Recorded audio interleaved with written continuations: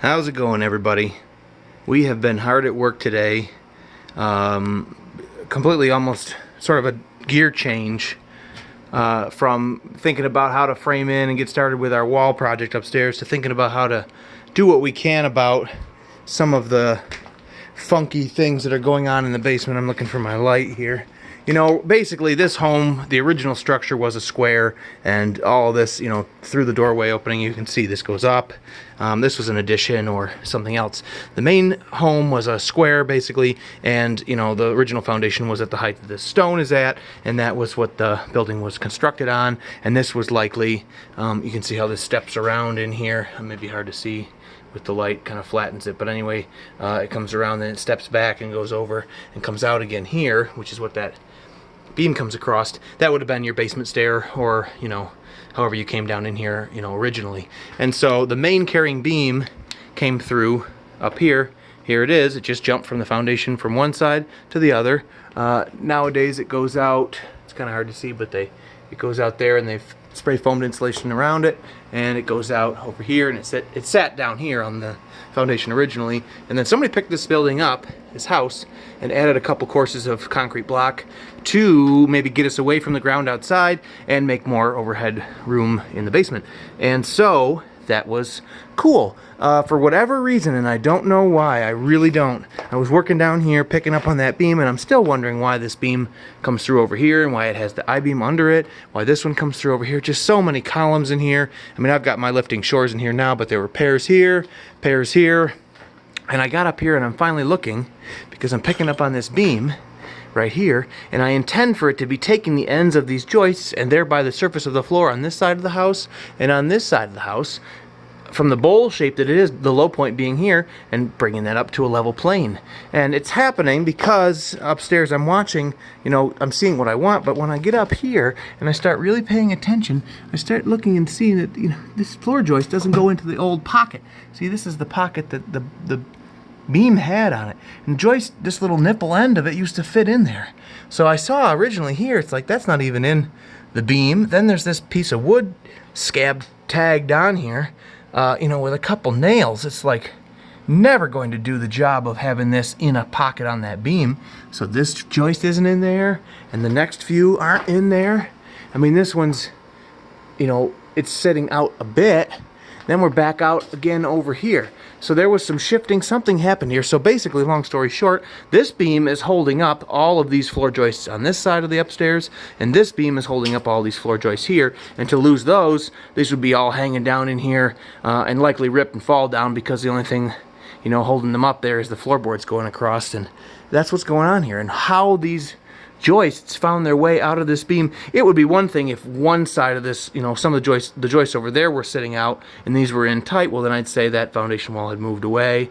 But it's happening to both directions. It's very, very weird. I certainly can't stretch the joist over to meet anything. I can't squeeze the house shut again.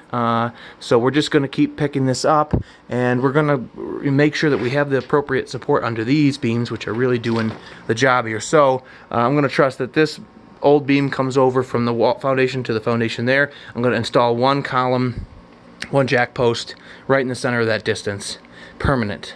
And then I'm going to split out this. There was just one on this I-beam. I'm going to put them at thirds. It'll be a third of the distance to one column, another third to the other column, and then a third again to the outside wall, because this is really doing the lion's share of the work over here. We'll get 2 columns under it, and we'll do the same thing here. We'll spread, we'll get, you know, 4, well, how do I want to put it? 2 over there, because either end of the beam is on the foundation wall, and over here, this beam is on a stack of blocks, and that one, I guess, is on stones too. So we may put, yeah, we're putting 2 underneath this, and we'll put 2 under there evenly. You know, you get the idea. We're going to try and get under it evenly and spread the load out, and we'll just throw the one in the middle here.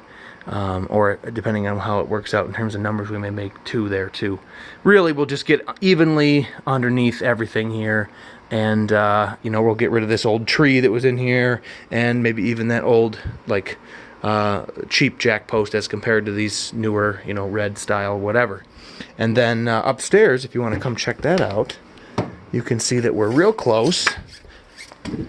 We were looking before between the 2 sides of that opening and how they were nearly 1.5 inches different in elevation.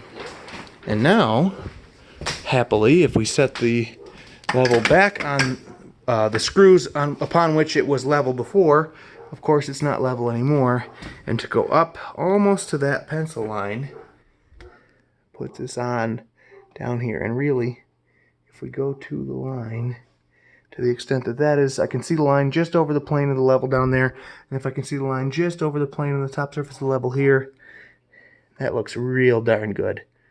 I mean, geez, as compared to, you know, this being the case before. So we're going to call it there. We're going to stop disturbing things to that extent. Now, you may have noticed, some of you may remember me from such films as, why is this happening?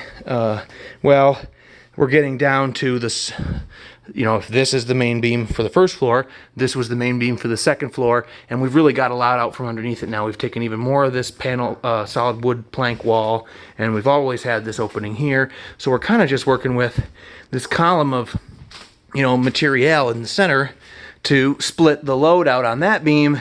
Over here, it's encased on three sides with 3/4 inch lumber stood in here edgeways, and we took that away over here. And as you can see, that has created some problems. We're getting, you know, some buckling and bowing. And of course, if you're thinking about doing something like this at home, I'm sure everybody, you know, has mentioned counterpoint. Some of the doors won't close real good anymore. You know, this is dragging on the floor some. But really, in the scheme of things, we can shut that now. It still goes, and the gap to the jamb is consistent all the way along. So I'll take 1/8 of an inch to 1/4 of an inch off the bottom of the door slab. And the nice thing is, if it was cut at an angle before, I can cut it more square to the slab once again, because our floor has come in more level. We get some cracking like this, and over in here, you know, there's some cracking there, and some cracking here. But overall, well worth the superficial, you know, situation up here to get this back to the way that it was originally and the way that we build things now, which is plumb level and square. And when I get the mud whipped up to do joint work down here with the drywall, you know, we'll fill in and address a lot of that then. So for now, today, we're going to set all the jack posts in the basement in a way that we're happy about, and then we'll come back upstairs and we'll pick up a little bit more, using that as a foundation. We'll get a few more of my lifting shores up underneath the second floor like we were just looking at. Then we'll go up to where we're happy there. And then we'll lock that in by fortifying that little piece of a wall that's left. I was telling my customer moments ago, of course, if it was an ordinary studded wall and I needed to add strength to it, I could just add 2x4s in there and pack it up tight solid wood. Because it's not built that way, we're going to have to look at what can be done there. But I have faith, you know, in what we purportedly are doing here, and I can figure it out, I'm sure. So, more science to the location of the columns down here, better overall bearing on the center of the structure, and then we'll back up and out of the basement and go back to the original scope of work, which was upstairs. And like always, you know, anywhere that we've been, things are better than they were when we got there, usually. Always, usually. All right, thanks for watching. We'll see you.